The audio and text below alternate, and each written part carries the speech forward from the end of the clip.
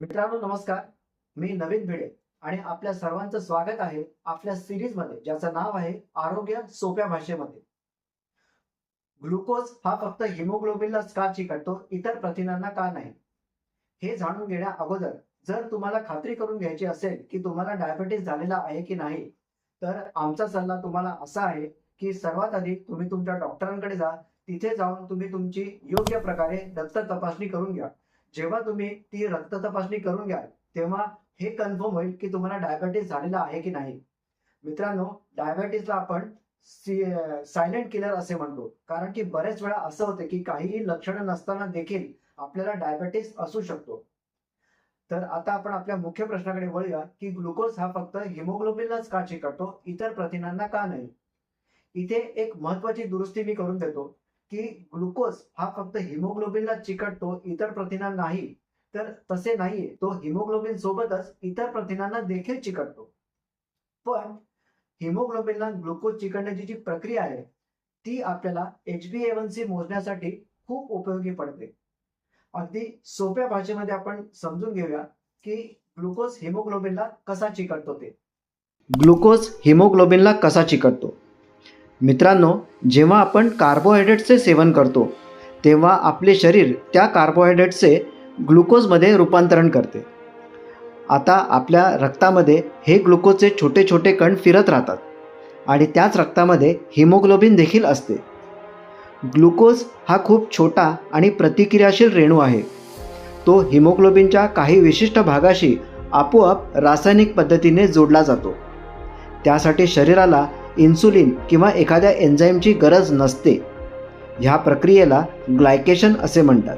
म्हणजेच ग्लुकोज अधिक haemoglobin is equal to glycated haemoglobin, that is HbA1c. पण मग इतर प्रथिनांना ग्लुकोज चिकटत नाही का? तर चिकटतो. हे खूप महत्वाचे आहे. ग्लुकोज हा हिमोग्लोबिन व्यतिरिक्त शरीरातील इतर प्रथिनांना देखील ग्लायकेट करू शकतो. उदाहरणार्थ, रक्तवाहिन्यांच्या संरचनेतील प्रथिनांवरही ग्लुकोजचा परिणाम होतो. पण मग अशा परिस्थितीत देखील रक्तातील साखरेची पातळी मोजण्यासाठी HbA1cच का मोजतात बरं? कारण हिमोग्लोबिन आपल्याला एक खूप चांगला रेकॉर्ड देतो. का? मित्रांनो, आपल्या लाल रक्तपेशींचे जे आयुर्मान आहे ते आहे साधारण 120 दिवसांचे. याचा अर्थ हा झाला की हिमोग्लोबिन देखील आपल्या लाल रक्तपेशींमध्ये तितका वेळ राहते. आता ह्या काळामध्ये तुमच्या रक्तामध्ये जितकी साखर असते, कमी किंवा जास्त, त्यानुसार ग्लुकोज हिमोग्लोबिनला चिकटतो. आणि म्हणूनच HbA1c आपल्याला सांगू शकतो की गेल्या काही महिन्यातील तुमच्या रक्तातील साखरेचा संपर्क किती होता ते. मित्रांनो, आजच्या व्हिडिओमध्ये आपण हे समजून घेतलं की आपल्या रक्तातील गेल्या काही महिन्यातील साखरेचा संपर्क किती होता, हे जाणून घेण्यासाठी HbA1c रिपोर्टचा कसा वापर होतो ते. आता आपल्या पुढल्या व्हिडिओमध्ये आपण टाइप 2 डायबिटीज आणि टाइप 1 डायबिटीज यांच्यामध्ये काय फरक आहे किंवा त्यांच्यात काही संबंध आहे का? किंवा इन्सुलिन रेझिस्टन्स डायबिटीजमध्ये जर का आपल्या पेशी या इन्सुलिनला रिस्पॉन्डच करत नाहीयेत, तर मग अशा वेळी इन्सुलिनचे इंजेक्शन टोचण्यामध्ये देखील काही अर्थ आहे का? अशा वेळी डायरेक्ट त्या पेशींवरतीच काही काम केले जात नाही का? किंवा असे काही प्रकारचे उपचार देखील आहेत का? या सर्व प्रश्नांची उत्तरं आपण आपल्या पुढल्या भागामध्ये घेणार आहोत.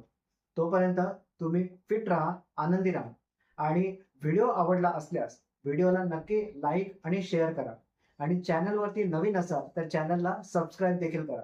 तर भेटूया पुढल्या भागामध्ये. तोपर्यंत धन्यवाद.